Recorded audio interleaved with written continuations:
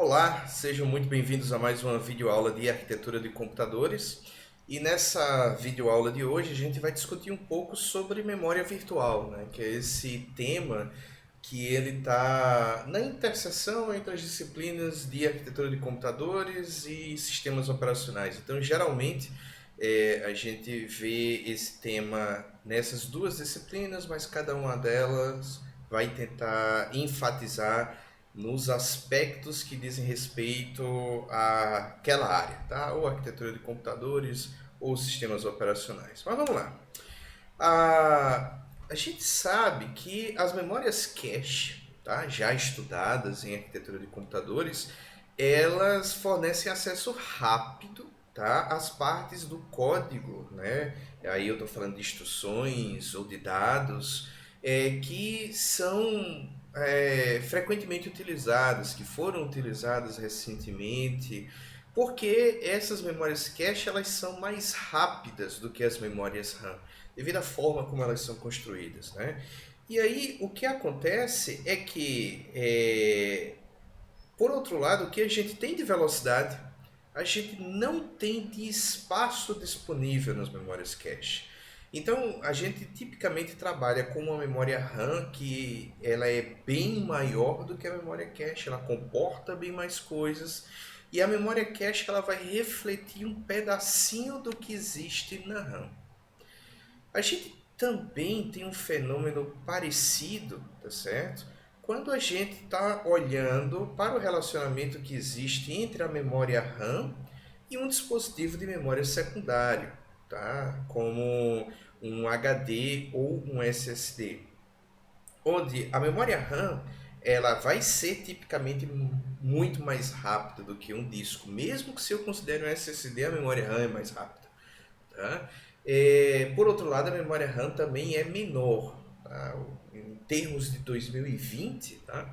A gente vai ter computadores operando com 8 GB, 16 GB, tá? 32 GB, 64 GB de RAM, vamos supor 128 GB, enquanto que os discos eles estão tipicamente sendo comercializados na ordem de terabyte. Tá? Então, 1024 gigabytes, né? Então existe uma diferença expressiva de espaço de armazenamento aí.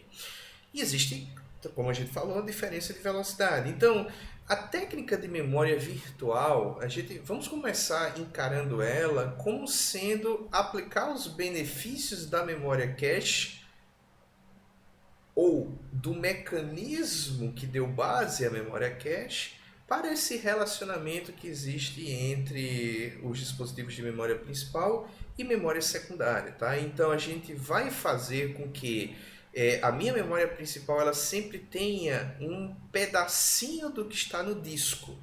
Agora, acessar a memória principal é muito mais rápido do que acessar o disco. Então essa é uma primeira forma da gente começar a enxergar como é que uma memória virtual funciona. Tá? Se a gente for olhar para as origens, tá? Para as raízes históricas, a gente vai ver que a memória virtual ela foi criada para resolver basicamente dois problemas. Tá?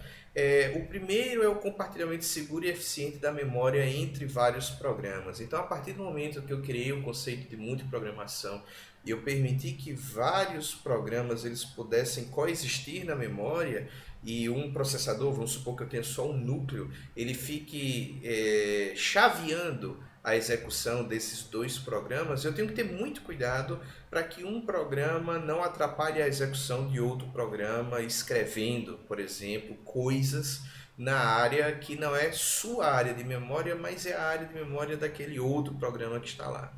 Tá? A gente precisa prevenir esse tipo de coisa porque isso é uma brecha de segurança gigante. Tá? Se um programa pode acessar a área de memória do outro, a gente sempre pode escrever um programa espião, tá? Que vai analisar o conteúdo da memória do outro para roubar dados, senhas, por exemplo, qualquer informação sensível, isso é péssimo. E também para a estabilidade do sistema, porque um programa pode interferir no outro de forma acidental. Tá? E também remover os transtornos de programação de uma quantidade pequena e limitada de memória principal. Então, a memória principal, ela não é uma novidade, não é só de recentemente que ela é pequena, tá? A memória é sempre um recurso escasso que a gente tem que usar com sabedoria e a gente está preocupados nós estamos preocupados em executar programas que eles caibam na memória, mas a gente também quer dar suporte aos programas que excedem o tamanho da memória. Tá? Pensem, agora falando em termos atuais, a gente tem, por exemplo, jogos de computadores que ultrapassam 100 gigabytes, se eu for considerar todo o conteúdo, né? Código, textura, áudio, vídeo pré-renderizado. Então, não é viável esperar que eu tenha uma memória que caiba todo o conteúdo desse programa. Então, eu vou ter que ficar fazendo esse trabalho de leve trás. Um pedaço do programa que eu preciso executar em um dado instante, dado que eu não estou executando todas as instruções, lendo todos os dados em um único instante, tá? Eu vou fazendo isso parte a parte. Então, a parte que eu estou executando em um dado momento, essa é a que deve estar na memória principal, certo? E aí várias décadas se passaram, a memória, o conceito de memória virtual evoluiu bastante desde então, mas o primeiro motivo ainda é o que mais motiva, sabe? A memória virtual continua resolvendo esses dois problemas, mas mais ênfase vem sendo dada ao problema da proteção dos programas na memória, tá? É, Vamos desenvolver mais um pouquinho a ideia geral por trás de memória virtual. A memória total exigida por todos os programas em execução, nota que no exemplo anterior eu enfatizei em um único programa que excede o tamanho da memória principal, mas o problema é pior ainda, porque em um ambiente que a gente tem multiprogramação, então se eu não tenho memória virtual, o somatório de todos os programas que eu estou executando precisariam caber na memória RAM, na memória principal, para poderem ser executados. E isso é inviável, e principalmente em um cenário, por exemplo, onde a gente vai tendo a quantidade de programas em execução cada vez mais aumentada. A gente tem um fenômeno conhecido como bloatware, tá? Em que são programas que estão excessivamente consumindo memória, é, grandes quantidades de programas, né, que estão em execução ao mesmo tempo e que o somatório desses programas eles impõem um uso grande da memória. Então, em um cenário como esse, a gente ser capaz de, ok, a gente pode executar todos esses programas, mas eles não precisam estar por completo na memória, é crítico. A gente precisa disso para que os computadores modernos eles funcionem. Então, repetindo aquilo que a gente já conversou nessa aula, tá? A gente precisa somente ter uma fração do programa na memória, né? Estritamente falando, porque a gente vai estar executando um punhado de instruções sobre um punhado de dados em um dado momento. Tá? E aí depois a gente passa para outras instruções, depois a gente acessa outros dados, e aí só nesse depois é que essas outras instruções e esses outros dados eles estritamente precisam estar na memória principal. E isso torna esse problema desse gerenciamento de memória parecido, tá, com o gerenciamento da memória cache, quando a gente então ficava focando em trazer apenas as partes mais relevantes, mais urgentes da memória RAM para a memória cache, que era essa memória de acesso rápido. Tá? Sobre a necessidade de se proteger, também tem essa questão de que os programas eles vão coexistir na memória. Numa memória, em um dado momento eu tenho, sei lá, 50 programas em execução. Então, certamente, pelo menos um pedaço de cada um desses 50 programas ele deve estar na memória RAM, tá? E aí eu preciso fazer com que um programa ele só leia ou escreva as partes de memória que estejam atribuídas a ele. Tá? E como é que a gente pode fazer isso? Tá? A gente pode fazer isso utilizando o conceito de espaço de endereçamento. Como é que isso funciona? Toda vez que eu compilo um programa, eu vou precisar colocar referências à memória nesse meu programa. Então, por exemplo, vamos supor que um programa já compilado ele tenha uma instrução de desvio, tá? e aí eu digo, se tal coisa tiver acontecido, então eu devo executar a instrução que está no endereço pá. Ponho lá o meu endereço. Agora, para isso, eu tenho um complicador que eu posso ter situações em que um programa em execução ele vai ser alocado em regiões diferentes da memória. Vamos supor que o usuário A tinha dois programas em execução e quando ele executou o meu programa em questão, esse programa foi alocado a partir do endereço de memória 200 mil. Enquanto que o usuário B tinha bem mais programas em execução e o endereço de memória onde esse programa em questão ele foi alocado na memória desse usuário B era o endereço 900 mil, por exemplo.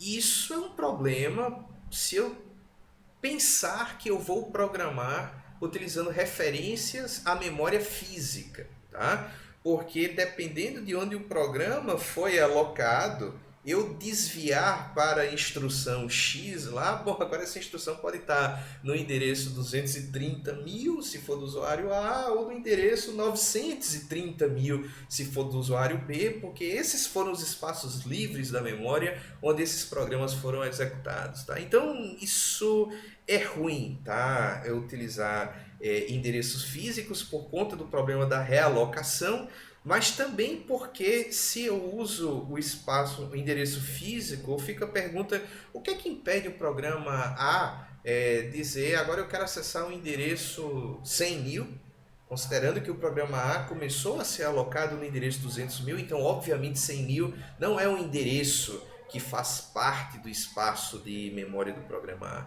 Então, como é que a gente pode resolver essas duas coisas? A gente pode fazer o seguinte, olha, todo programa ele deve considerar que o primeiro endereço dele é o endereço zero, tá? Então eu escrevi um programa X, o primeiro endereço dele eu assumo que é o endereço zero. E aí eu tenho os endereços 0, 1, 2, 3, 4, 5, onde eu vou ter minhas instruções, onde eu vou ter os meus dados. O programa Y, ele vai também começar nessa analogia do endereço zero, tá certo? Então ele vai ter o endereço 0, 1, 2, 3 e por aí vai. Então isso é o meu espaço de endereçamento, tá? É um espaço onde eu sempre começo do endereço 0 até o endereço n-1, onde n é a quantidade de endereços que eu preciso para armazenar o meu programa, certo?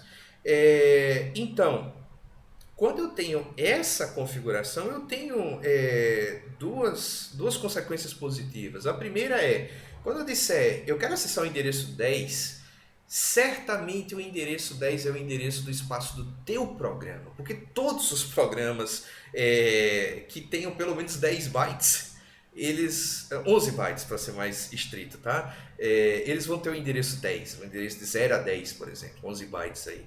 Então, vai ser possível acessar o endereço 10 do programa Y. Eu não tenho nem como fazer esse tipo de referência à memória quando eu estou utilizando esse conceito de espaço de endereçamento. Tá?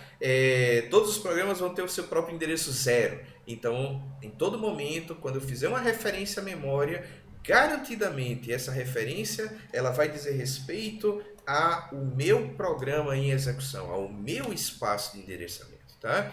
E por outro lado, eu posso ter um mecanismo onde, quando eu vou fazer a realocação de programas à memória, ou seja, o mesmo programa, uma hora ele foi alocado no endereço físico 100 mil, na outra hora ele foi alocado no endereço físico 200 mil. Bom, se as referências à memória dentro do meu programa, elas sempre partem do pressuposto de que o programa começa no endereço 0, não é difícil remapear essas referências. Então, se eu tenho no meu programa uma referência que diz, olha, eu quero acessar a instrução agora que está no endereço 20, tá? Mas o meu programa agora ele foi alocado a partir do endereço 800 mil da memória. Então, essa instrução, se o endereço 800 mil é o meu endereço 0 quando eu escrevi o meu programa, então não é preciso ser um gênio, tá? Para dizer que, ok, então essa minha instrução vai estar no endereço 800.020, ok?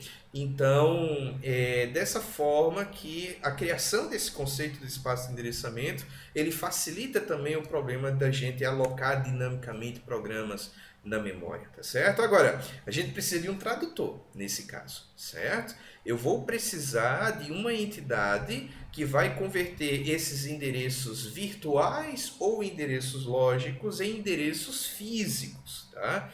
Ou seja, o programador ele sempre vai escrever o seu programa, né, o programador ou programadora, de um jeito em que sempre assuma que as suas referências elas começam a partir de um endereço zero, tá? E aí vai sequencialmente ao longo do teu programa.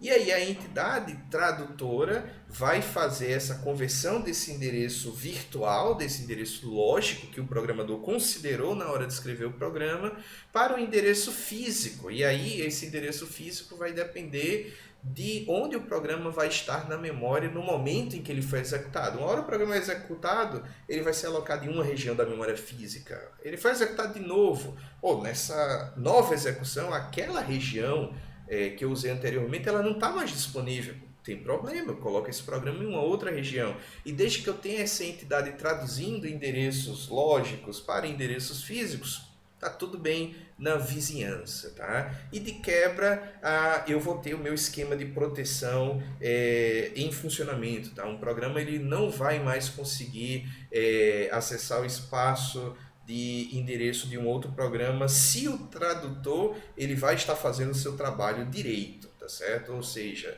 ele vai estar ali traduzindo sempre endereços lógicos para endereços físicos pertencentes à área de memória de um determinado programa, certo?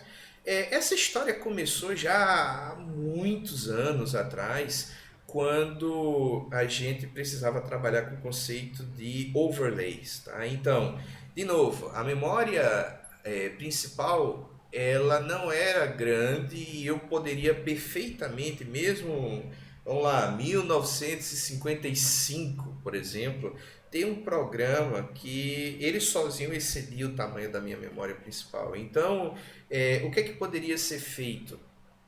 Eu poderia quebrar o programa em partes e ir levando essas partes para a memória à medida que elas fossem sendo necessárias, tá? Nota que isso também é relevante mesmo quando o meu programa ele até cabe na memória, mas o tempo de carregar todo o programa na memória para que ele comece a ser executado seria um problema. E aí vamos traduzir isso para termos atuais, tá? Considera que eu tenho um HD SATA 3 que tem uma taxa de transferência aí super teórica, né, esse de 600 megabytes por segundo, e eu tenho um programa de 3 gigabytes, tá? Então, toda vez que eu for carregar esse programa da memória, eu preciso 2, 3, 4, 5 segundos para transferir esse programa todo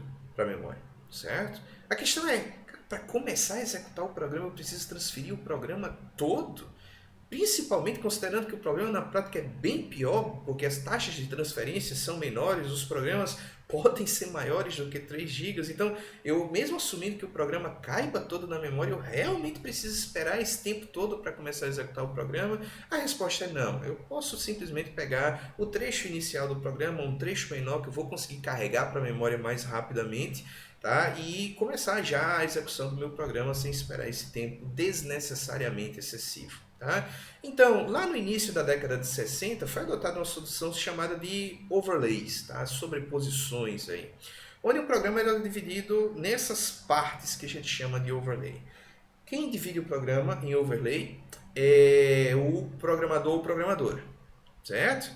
Agora, uma vez que o programa está dividido em overlays, à medida que ele era executado, o sistema operacional ele ficava responsável por carregar automaticamente o overlay que era necessário em um dado momento, certo?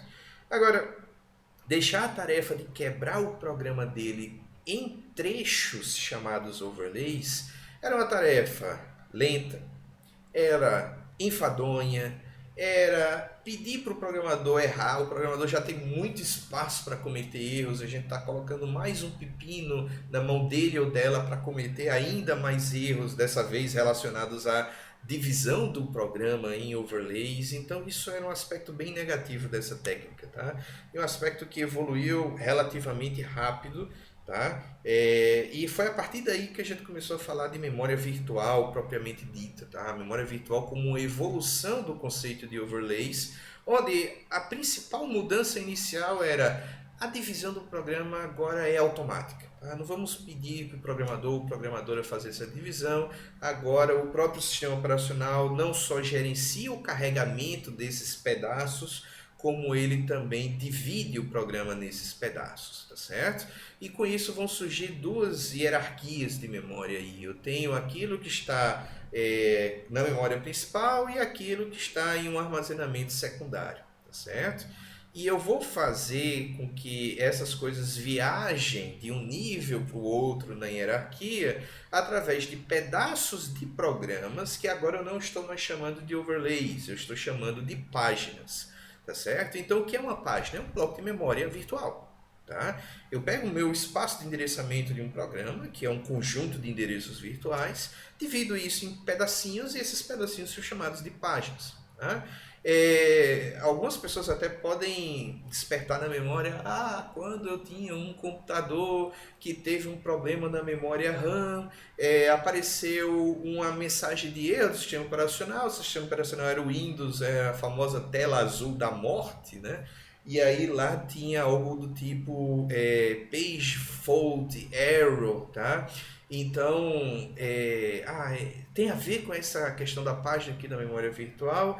Tem sim, tá? No caso, aconteceu uma falta de página, ou seja, a memória, o processador ele tentou acessar uma página na memória principal e essa página não estava na memória, tá? Ok. Então agora, se aconteceu uma falta de página, foi a falta de página que provocou aquela tela azul lá do Windows? Não. A falta de página é uma coisa que acontece tão comumente quanto a falha do cache, tá? O miss da memória cache. Eu não encontrei o dado na memória cache, não tem problema. Vou lá na minha memória RAM, pego o dado que eu preciso, ponho na memória cache, faço um novo acesso. Mesma coisa aqui, uma página não está na memória, não tem problema, vou lá no disco, leio o conteúdo daquela página, trago para a memória RAM e faço acesso. Agora, se alguma coisa resultar nesse processo de trazer a página do disco para a memória falhar, por um problema na memória RAM ou um problema no disco, às vezes é até mais provável que o problema seja no disco, eu tentei ler a página e eu não consegui, aí problemas sérios podem acontecer e um deles é aquela tela azul da morte que eu estou mencionando aqui, que vai ter essa mensagem aí dizendo algo do tipo page fault error aí, que então vai ter relação com esse esquema de paginação que eu estou falando aqui, ok? Ok, então como a gente falou, endereços virtuais precisam ser transformados em endereços físicos. Isso é uma tarefa que ela é dividida entre hardware e software, tá? O processador ele vai ter um papel, o hardware do processador ele vai ter um papel nessa tradução e o sistema operacional também tem um papel, tá? E é por esse motivo que a gente começou dizendo isso aqui está na interseção entre arquitetura de computadores e sistemas operacionais, tá? Porque do ponto de vista de arquitetura existe uma unidade, tá certo, do processador chamada MMU, que é a Memory Management Unit. E essa é a entidade responsável por fazer a conversão de um endereço virtual em endereço físico.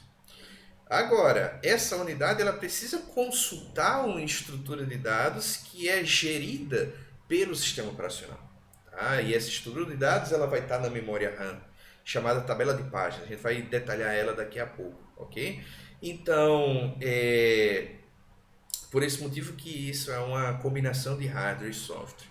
Mas a gente já mencionou também, a memória virtual simplifica a realocação de programas na memória, tá? Ou seja, eu precisei realocar um programa em outra região da memória por qualquer motivo, o que é que eu vou fazer? Eu vou somente atualizar a minha tabela de páginas. Então, a página X do meu programa agora deixou de estar no endereço físico XYZ para ir para o endereço físico ABC. Então, bom, desde que a minha tabela de páginas esteja atualizada, a minha MMU ela vai conseguir ler essa estrutura de dados, vai fazer o mapeamento de um endereço virtual para um endereço físico e todo o meu sistema continua funcionando, tá? Então aqui, só ilustrando um pouco, eu tenho uma situação em que eu tenho atrelada a minha CPU, entre a CPU e o acesso ao meu barramento físico, essa MMU que vai receber os endereços virtuais, vai converter nos endereços físicos para só então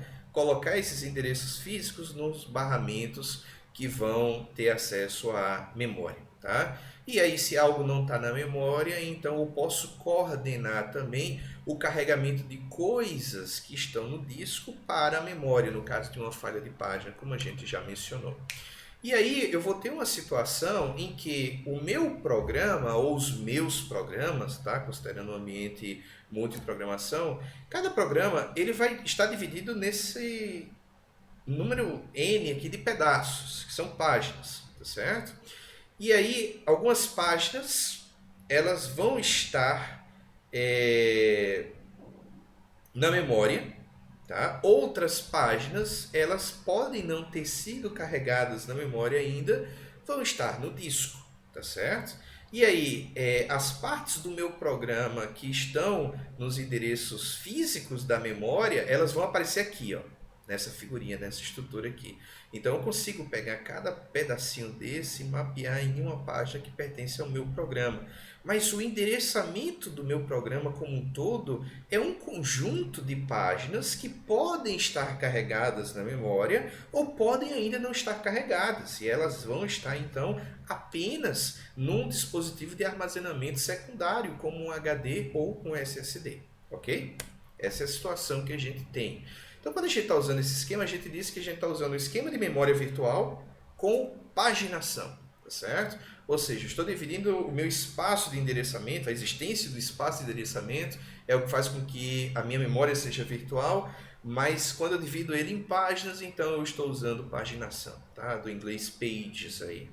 E aí cada página, ela vai ser carregada na memória física em espaços, desculpa, que eu chamo de molduras de página, tá? Isso aí vem do inglês page frames. Então, as molduras de página, elas comumente têm um tamanho fixo, tá? Vamos supor que eu estou utilizando molduras de páginas de 4 kilobytes. Isso significa, então, que as divisões dos meus programas elas vão ocorrer em páginas de 4 kilobytes, tá? Todas as páginas vão ter 4 kilobytes, com talvez a exceção da última página, se o meu programa não for múltiplo de 4 kilobytes certinho, então a última página vai ter um pouquinho menos de 4 kilobytes, mas o importante é que ela cabe em uma moldura de 4 kilobytes, tá? Então, nessa configuração, vamos supor, se eu estou usando um esquema como esse aqui, eu posso dividir o meu programa em 16 páginas virtuais de 4 kilobytes. Então, o tamanho do meu programa é 64 kilobytes. São essas 16 páginas multiplicado por 4 kilobytes por página. Beleza, está tudo dividido aqui, tá certo? No meu espaço de endereçamento virtual. Agora, vamos supor que por qualquer motivo, na minha memória física, na minha memória RAM propriamente dita, eu só tenho espaço para 8 páginas. Então, eu só tenho 8 molduras de página que podem ser utilizadas, tá? Onde cada moldura dessa vai comportar uma página de 4 kilobytes, ok? Então, nesse sentido, eu tenho 16 páginas virtuais com 8 molduras de página nesse exemplo que eu estou usando aqui. Logicamente, em outros cenários eu posso ter tranquilamente outra quantidade de páginas virtuais, outra quantidade de molduras disponíveis e outra quantidade de tamanho de moldura, tá certo? Mas o importante é que eu vou ter sempre esses elementos, tá? Eu vou ter as minhas páginas, eu vou ter as minhas molduras e o meu programa é o conjunto total de páginas que podem estar em uma moldura ou não da memória física, certo? Legal. Então, vamos desenvolver aqui mais um pouquinho o processo de tradução. Beleza. Então esse esquema, vamos supor que ele funcione, mas eu continuo precisando converter endereços virtuais em endereços físicos. Como é que eu faço isso? Bom, uma forma simples de fazer isso é, vamos supor, eu tenho 16 bits de endereço, certo? Então, e eu tenho páginas de 4 kilobytes. Ora, para eu endereçar 4 kilobytes, eu preciso de 12 bits. Então, eu posso fazer o seguinte, eu posso pegar os 12 bits menos significativos e utilizá-los para endereçar bytes dentro de uma página. Então, na disciplina, a gente já conversou sobre o conceito de offset, tá? Deslocamento. Então, tá, esses 12 bits menos significativos, eles vão ser um offset dentro da página. Dentro da página eu quero pegar qual byte? O centésimo byte, tá? O byte do número 800, o byte do número... não sei. Esse byte que eu estou tentando acessar dentro da página, ele vai ser determinado por esses 12 bits menos significativos, né? No caso eu vou representar valores de 0 a 4095 e ele vai ser o offset dentro dessa página. Então, do total de endereço de 16 bits que eu tinha, me restaram 4 bits, tá? E aí eu vou usar então esses 4 bits para informar qual página eu estou me referindo, tá certo? E aí eu vou ter então a possibilidade de ter 16 páginas, tá? Porque 2 elevado aos 4 bits que eu tenho lá vão permitir que eu faça referência a páginas que vão do número 0 ao número 15. Então, como é que eu posso traduzir uma coisa, tá? Um endereço virtual? Então, vamos supor que chegou esse endereço virtual aqui embaixo na minha MMU. Bom, se eu conheço essa organização do endereço, eu sei que os 12 bits menos significativos é o offset dentro da página. Então, isso aqui não me interessa num primeiro momento para a tradução. O que me interessa é esse endereço aqui.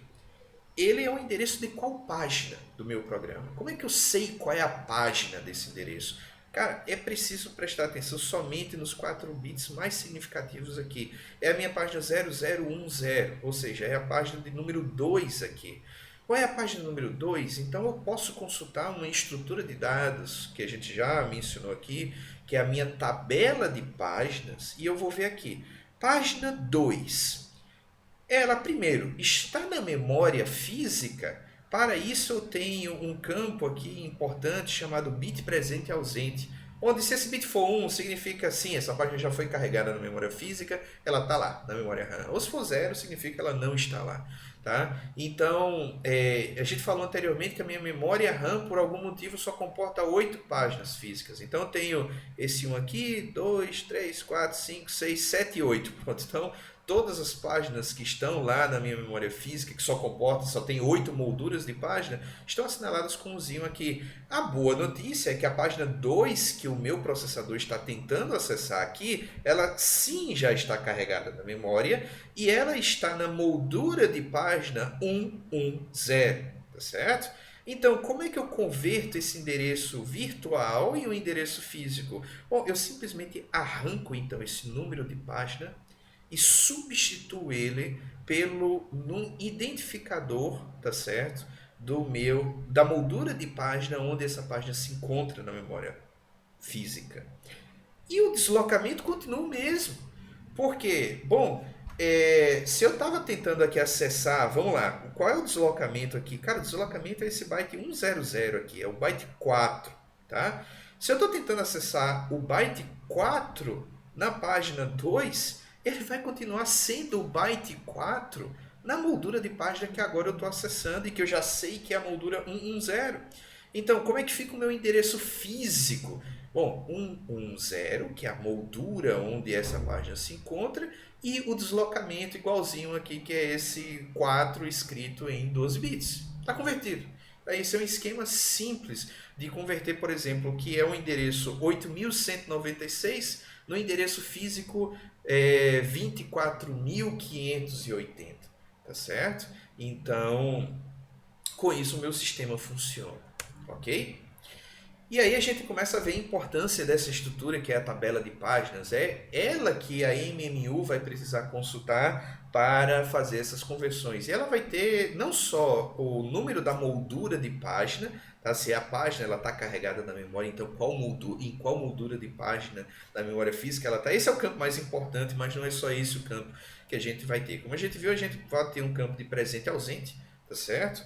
Esse campo ele indica se a página realmente está carregada na memória ou não. Esse número da moldura de página só faz sentido se esse bit aqui estiver ligado. Eu posso ter bits de proteção, por exemplo, que vão dizer se essa página ela pode ser escrita, se ela pode ser somente lida e por aí vai.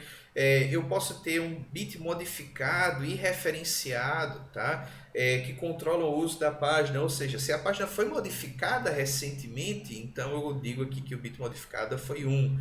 Se a página foi referenciada recentemente, ou seja, se o processador precisou ler algo daquela página recentemente, o bit referenciado é 1. E esses bits eles podem ser úteis, tá? Como a gente vai ver já já, quando eu estiver precisando substituir páginas na memória e eu precisar decidir, ok, qual moldura de página eu vou utilizar? Qual é a página que está na memória que talvez eu precise tirar da memória para criar o espaço necessário para carregar uma página saída do disco que eu e o processador estão precisando nesse dado momento, tá?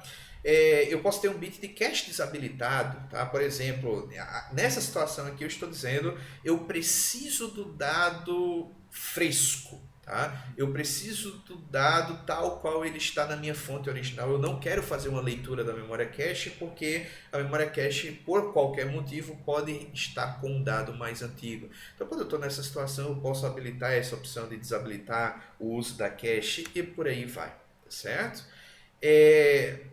O que acontece quando eu vou tentar acessar uma página e essa página não está na memória? Bom, se o bit de validade da página requisitada está desligado, então ocorreu a falha de página. Tá? Então essa página não está na memória. E aí o controle é transferido para o sistema operacional. Eu posso fazer isso através de uma interrupção também, tá certo? E aí o que é que o sistema operacional vai fazer? Ele vai então pegar a página que está lá no disco e transferir essa página para uma moldura da memória. Se essa moldura estava ocupada, então o sistema operacional ele precisa liberar essa moldura, tá? E aí ele precisa ter cuidado, porque se essa página em questão ela sofreu alguma alteração, então essa alteração ela precisa ser gravada no disco, senão ela vai ser perdida, né? Então, isso aí tudo é gerenciado por essa parte do sistema operacional que está gerenciando esse esquema de memória virtual, tá certo? E tipicamente o sistema operacional ele faz uso de uma coisa chamada área de swap, tá? Espaço de swap, swap space, onde toda a área do programa ela é primeiramente criada nesse ambiente de swap, tá? E aí esse swap contém todas as páginas do meu programa. E aí, toda vez que uma página precisar, por exemplo, vir da memória para o disco, para abrir espaço para que outra página seja transportada para a memória física, então isso que veio do disco vai ser atualizado nessa área de swap, tá certo? Então, o swap ele tem a obrigação de conter todas as páginas referentes ao programa, tá certo? Para o caso de, bom, se ocorrer uma falha de página, o sistema operacional conseguir transportar a página então dessa área de swap para a memória física, tá certo? E eu também vou precisar criar uma estrutura dizendo, bom, para cada página dessa que está no disco, em que parte do disco ela está, tá certo? Em que setor do disco, por exemplo, eu vou precisar começar lendo, ou quais setores eu preciso ler para eu recuperar o conteúdo daquela página, tá certo? Ok, e se todas as molduras de página estão sendo utilizadas, então eu vou precisar substituir alguma página. Algo que está na memória RAM precisa sair e algo do disco vai ser copiado no lugar dessa página que acabou de sair, tá certo?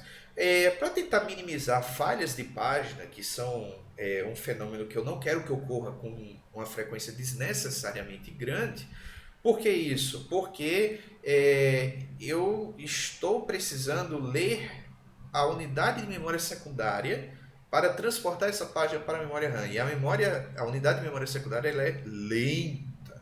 Então, se eu estou o tempo todo lidando com falhas de páginas, eu estou o tempo todo fazendo leituras a essa unidade de memória secundária e isso é ruim, tá certo? Então, para minimizar isso, o sistema operacional vai tentar identificar qual é a página menos provável de ser utilizada no futuro próximo e substituir essa página, porque se essa página que ele vai substituir ela vai ser necessária logo depois, aí lá vou eu ler de novo o disco para trazer a página que eu acabei de tirar da memória de volta para trazer ela de volta para a memória. Isso é ruim, tá?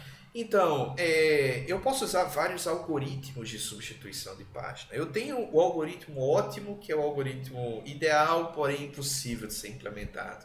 Tá? Eu digo que ele é um algoritmo fácil de escrever ou não, né? O autor do livro que a gente está se baseando. Que é um algoritmo fácil de escrever, mas ele é impossível de ser implementado. Como é que eu descrevo esse algoritmo? Sempre substitua a página que vai demorar mais tempo para voltar para a memória. Tá? Então, de todas as páginas que estão na minha memória, pega aquela que tipo vai levar mais tempo para eu precisar dela de novo. Pronto, aí essa aí põe no disco, libera esse espaço para trazer a página que eu estou precisando do disco para a memória. A questão é que eu não tenho bola de cristal, o processador não tem bola de cristal, tá? Eu não sei a priori quando é que eu vou precisar de uma página de novo, tá certo? Eu às vezes até faço isso em um ambiente de simulação, então eu estou sempre executando o mesmo programa, então eu sei quando cada página é necessária e aí eu uso isso para saber se um algoritmo de substituição de página que eu tenho é bom ou não. E aí sempre quanto esse algoritmo se aproxima do caso ótimo, tá? Mas isso aí é quando eu já sei exatamente o que é que vai acontecer, eu estou simulando uma execução em um ambiente controlado. Mas no cenário prático esse algoritmo não é viável, não é possível de ser implementado. Então, por isso que eu vou ter que ter alternativas para ele. Uma alternativa, por exemplo, é um algoritmo chamado NRU, tá? Do inglês Not Recently Used, ou não utilizado recentemente. E aí, esse algoritmo vai fazer uso daqueles dois bits que a gente viu agora há pouco na tabela de páginas, que é o bit referenciado e o bit modificado. Tá? E aí, o algoritmo ele vai fazer o seguinte: eu sempre vou tentar substituir uma página que não foi referenciada recentemente, e aqui eu estou partindo do pressuposto de que se já tem um tempo que essa página não foi referenciada, então provavelmente essa página não vai ser necessária no futuro próximo. Isso vem daquele princípio da localidade, tá? Que se eu estou acessando uma página, então os próximos acessos tendem a ser naquela página, e aí o inverso dela é, se eu não acessei nada recentemente, então provavelmente eu não vou precisar dela no futuro próximo. Obviamente nem sempre isso é verdade, mas é uma boa aproximação, tá, para eu tentar chegar a um algoritmo viável de ser implementado. Então, eu vou tentar primeiro substituir essas páginas que não foram referenciadas recentemente. E, se possível, páginas que não sofreram alteração na memória. Porque se essa página sofreu uma alteração, antes de tirar da memória, eu tenho que gravar essa alteração no disco, tá? Para não perder essa alteração. E aí eu quero fazer sempre substituições que envolvam o mínimo possível de leitura ou escrita no disco, tá? Então por isso que eu estou o tempo todo observando esses bits referenciados e modificados, tá? Periodicamente esses bits são limpos, então de tempos em tempos esses bits na tabela de página eles são todos zerados. E aí, se um deles se tornar 1, significa que dentro daquela janela de tempo, ou seja, antes que o bit fosse zerado de novo, garantidamente ele foi acessado ou ele foi modificado. Então é assim que eu sei que esse acesso ou essa modificação, ela não aconteceu tipo há, sei lá, 20 horas atrás. Porque se aconteceu somente há 20 horas atrás, certamente nesse processo periódico de ficar limpando, zerando os bits referenciado e modificado, ele já teria sido zerado de novo. Se eu estou enxergando é porque dentro dessa janelinha de tempo entre essas limpezas desses bits R e do bit M, essa página foi ou acessada, ou modificada, ou os dois, tá certo? Então, por conta disso, eu vou dividir essas categorias de páginas que estão na memória física em quatro. Tem as páginas classe zero que elas não foram nem referenciadas, nem modificadas recentemente. Classe um ela não foi referenciada, mas elas foram modificadas, tá? É, Perdão, deixa eu até corrigir uma coisa. O BitR, ele é só o BitR que é limpo de tempos em tempos, tá? O BitM, se ela foi modificada, então ela vai receber um 1 ali e ela só vai perder aquele 1 quando, por exemplo, essa página for gravada no disco, tá? Então essa limpeza só acontece com o BitR. Na classe 1, a página ela não foi referenciada, mas ela foi sim modificada. Na classe 2 ela foi referenciada, mas ela não foi modificada recentemente. E na classe 3 ela tanto foi referenciada recentemente como ela foi modificada.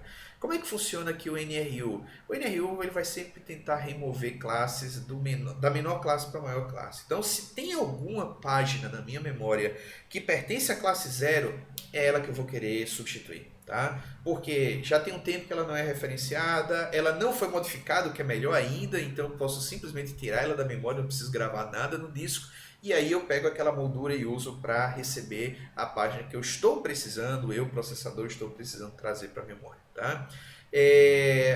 Não tem nenhuma classe 0 disponível, então eu vou ter que procurar na classe 1. Tem alguma que não foi referenciada, mas foi modificada? Porque aí se tiver, ok, então é essa página que eu vou tirar. Tá? E aí, como ela foi modificada, eu tenho que gravar o conteúdo dela no disco, na área de swap, mas eu tenho pelo menos o consolo de que provavelmente eu não vou precisar usar essa página no futuro próximo, tá certo? Porque já tem um tempo que ela não foi referenciada. E por aí vai. E o que acontece se, por exemplo, eu tenho várias classe 1 disponível? Eu não tenho nenhuma classe 0, mas eu tenho várias classe 1. Aí eu escolho qualquer uma, tá certo? Aí a escolha pode ser mais arbitrária, tá? Desde que eu respeite essa prioridade, né? De modo que eu só vou chegar no classe 3 se simplesmente todas as páginas que eu tenho, todas elas, tá? Daquele programa, foram referenciadas recentemente e modificadas, aí é um pesadelo, né? Eu vou ter que escolher uma delas, sabendo que provavelmente eu vou precisar dela de novo, porque ela está sendo referenciada no passado recente, mas eu não tenho escolha. Eu vou realmente ter que escolher uma, senão eu não vou ter espaço para trazer uma página, né, que contém um dado, uma instrução que eu estou precisando nesse momento. Cada algoritmo desse tem algumas vantagens, algumas desvantagens, existem alternativas. Eu não vou discutir a fundo vantagens e desvantagens desses algoritmos, tá? Eu acho que nesse momento isso não é tão relevante, mas eu posso ter um outro algoritmo, como por exemplo o First In, First Out, que é o FIFO. Tá? Então, o sistema operacional ele mantém uma lista de páginas que foram atualizadas recentemente na memória. Tá? Então, quando ocorre uma falha de página, então a primeira página que chegou na memória vai ser a que vai cair fora, a página mais antiga, tá certo? Então, o sistema operacional mantém a ordem de chegada, tá certo? E aí, quando eu preciso substituir, eu sempre priorizo a remoção da página que está há mais tempo na memória, tá certo? É, e aí,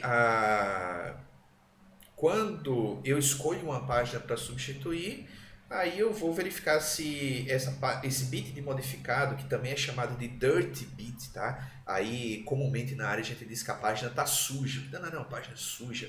Ou é uma página que estava na memória e que sofreu uma modificação.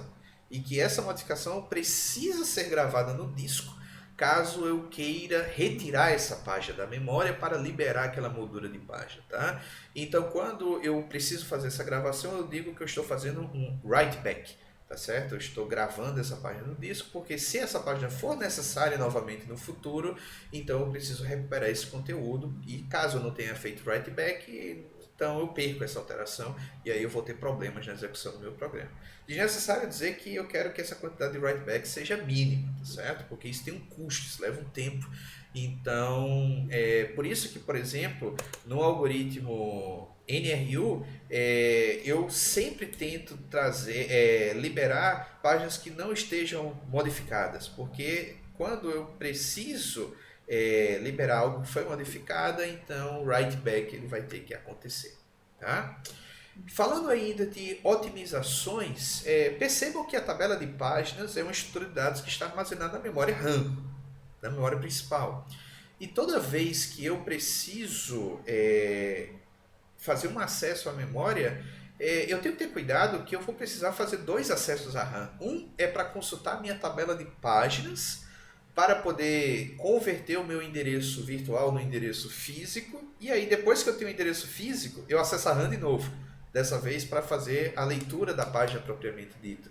Agora, isso é ruim, porque a memória RAM ela é lenta se eu comparar com os tempos de operação do processador. Tá? Então, eu posso melhorar esse desempenho se eu tenho uma cache para tabelas de páginas de programas, certo? E aí a memória cache vai seguir a mesma filosofia da memória cache tradicional. Ela é uma porção pequena de memória, então eu não consigo manter todo o conteúdo da tabela de páginas nessa memória cache. Então, o que é que eu vou fazer? Eu vou reter nessa memória cache apenas o resultado das traduções mais recentes, tá? E essa cache ela recebe o nome de TLB, tá?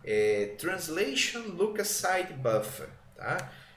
Então, toda vez que eu for fazer uma referência à memória, que eu precisar fazer uma conversão, então a primeira coisa que eu vou fazer é procurar na minha TLB, que está numa memória cache e não numa memória RAM, portanto, o acesso a TLB é mais rápido. Se eu tenho a informação de onde aquela página está e se ela está na memória RAM ou se ela não está na memória RAM, tá? Se eu não encontrar essa página, essa informação na TLB, então eu devo consultar a minha tabela de páginas. Aí não tem jeito, eu vou precisar ir na memória RAM, tá? E na memória RAM eu vou ver se essa página realmente está na memória principal. Se ela não está, se ela não tiver, acontece uma falha de páginas e aí eu vou ter que buscar essa página, trazer para a memória RAM. Se a memória RAM não tem espaço, não tem moldura de página disponível, então eu vou ter que liberar uma moldura de página, eu vou usar um algoritmo de substituição de página e por aí vai. Então o TLB ele está aqui basicamente para reduzir a quantidade de acessos à memória RAM, fazendo com que nem toda tradução eu precise consultar a tabela de páginas que está na memória RAM, porque aquelas traduções mais recentes elas vão estar na memória cache. E aí, quando eu encontrar essa informação de como traduzir, de em que moldura de página essa página está na TLB, então é só um acesso que eu vou fazer à memória RAM. Tá? Eu já sei qual é o endereço físico porque eu consultei a TLB. Então agora eu vou fazer somente o acesso referente à leitura da página propriamente dita. Certo? Então, processadores modernos eles tendem a utilizar a técnica do TLB para otimizar essa questão das traduções. Tá certo? Aqui são coisas que a gente já mencionou, tá? O endereço de um acesso à memória inicialmente buscado na TLB. Se ocorrer um miss na TLB, então a gente tem uma situação em que, bom, esse miss pode ser ou porque a informação da página não está na TLB, mas está na memória, na tabela de página, ou é um miss porque não está na TLB e quando eu fui lá na tabela de páginas eu descobri que na verdade a página realmente não está na memória RAM. Tá? Se for somente um caso de um TLB miss, então eu vou lá e consultar a tabela de páginas na memória e eu vou atualizar a TLB, tá certo? Com a informação dessa tabela de páginas que eu acabei de consultar, tá certo? Então eu trago essa linha da tabela de páginas para dentro da TLB. Agora, como a TLB ela tem tamanho limitado, né? A quantidade, geralmente quando eu não encontro algo na TLB é bem mais comum, na verdade a página está na memória, eu só preciso ir na memória buscar a informação, porque essa informação não está na TLB, do que realmente eu tenho problema de falha de página mesmo, e eu vou descobrir que lá na tabela de página da memória a página não está na memória, e aí eu vou precisar fazer o processo de busca da página, ok? Legal. No tema memória virtual, existe também uma segunda técnica chamada segmentação. Tá? Não é só paginação, existe segmentação também. Então, quando eu estou falando de memória virtual, eu posso estar utilizando só paginação, só segmentação ou paginação junto com segmentação. Tá? Até então a gente viu que no conceito de memória virtual a gente utilizou um único espaço de endereçamento. Então o meu programa ele ocupa um único espaço que começa lá do endereço virtual 0 e vai até o máximo, tá? Sendo que existem situações em que eu posso considerar utilizar vários espaços de endereçamento para o mesmo programa. Dois ou mais espaços de endereçamentos vai ter algumas vantagens, tá? Considera, por exemplo, um processo de compilação, certo? Um compilador, quando ele está convertendo um programa escrito na linguagem de programação de alto nível para a linguagem do processador, ele está produzindo coisas que crescem de forma independente. Tá? Como assim? Isso aí é um exemplo que é mais claro para quem cursou a disciplina de construção de computadores, mas não é algo tão difícil de ser entendido. Por exemplo, à medida que eu estou processando um código-fonte de um programa em alto nível, eu vou fazendo atualizações a uma coisa chamada tabela de símbolos. Toda vez que eu encontro o nome de uma função, o nome de uma variável, eu vou inserindo esses nomes na tabela de símbolos, porque esses nomes eles vão precisar ser mapeados em posições de memória. Tá? Mas à medida que eu vou percorrendo o código-fonte, eu vou fazendo com que essa tabela de símbolos na minha memória ela cresça. Beleza. Aí tem o código-fonte propriamente dito. As instruções da linguagem de alto nível vão sendo convertidas em conjuntos de instruções da linguagem de baixo nível. Tá? E isso vai crescendo. Então é outra coisa que está crescendo de forma independente. Tá certo? Eu tenho uma tabela contendo constantes numéricas. À medida que eu vou encontrando as constantes, eu vou gravando em uma porção de memória que também cresce. Eu tenho uma coisa chamada tabela de parse, tá certo? Que é utilizada na análise sintática do programa. Não vou entrar nos detalhes disso, mas vamos dizer que é algo que também cresce. A pilha utilizada, tá, para chamada de procedimentos do compilador cresce. Então, considerando que todos esses elementos estão crescendo, eu tenho que ter cuidado para que uma dessas regiões de crescimento não entre na área reservada para outra região, certo? Então, uma das formas que eu posso fazer isso é o seguinte: considera espaços de endereçamentos diferentes. Por exemplo, à medida que a tabela de símbolo vai crescendo, ela vai ocupando os bytes 0, 1, 2, 3, 4, 5, 6, 7, 8, 4. O meu código-fonte está crescendo. Bom, a minha área do código-fonte também começou no byte 0 e foi crescendo de forma independente. A minha tabela de constantes numéricas também começou a crescer a partir de um endereço 0. Então, quando eu tenho esse cenário, onde cada porção dessa está utilizando espaços de endereçamentos diferentes, então eu não preciso me preocupar com, por exemplo, tá? Em que endereço começa uma coisa e em que endereço começa outra coisa. Todo mundo começa de 0. Tá? Então, em um espaço de endereçamento unidimensional, eu vou ter esse problema aqui. A possibilidade de uma coisa invadir a área da outra. Tá?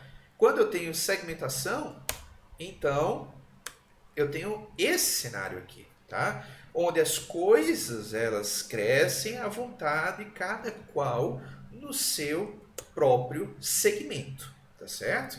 Então, cada espaço de endereçamento vai ser o que eu chamo de segmento. Eu tenho um segmento 0 que começa do endereço 0 até o máximo, o segmento 1 também começa do endereço 0 até o máximo e por aí vai. Tá? E esses segmentos eles possuem tamanhos diferentes. Então, à medida que a execução de algo vai acontecendo, os tamanhos dos segmentos eles vão crescendo, tá? De forma independente. Certo? Sem que com isso um segmento afete o outro.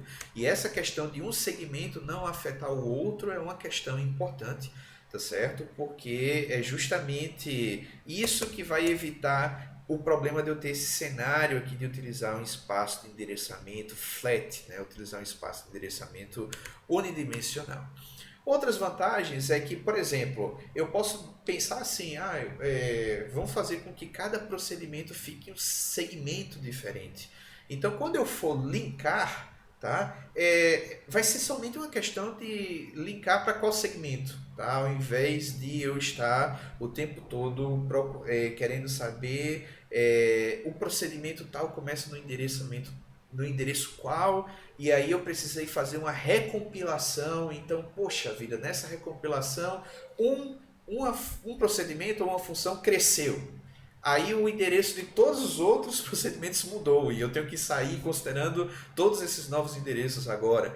Tá? Se eu estou usando segmentação, por exemplo, bom, uma função, procedimento cresceu, pouco importa, o segmento dele continua sendo o mesmo. Então o processo de linkagem nesse sentido é mais rápido, tá certo?